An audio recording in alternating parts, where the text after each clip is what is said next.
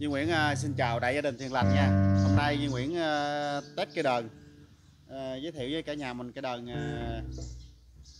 Duy Nguyễn mới gắp ha. Thì cây này mô là nội lực, thùng đàn là gỗ Bulat, thì Duyên sơn cái màu đỏ này, đỏ đô theo cái kiểu đàn Nhật ha, mấy cây Fender Nhật ha.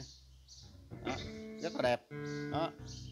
Thì tiếng cây này là mô nội lực thế hệ 2 thì tiếng nó rất là hay nha, lực mạnh mẽ sáng tiếng.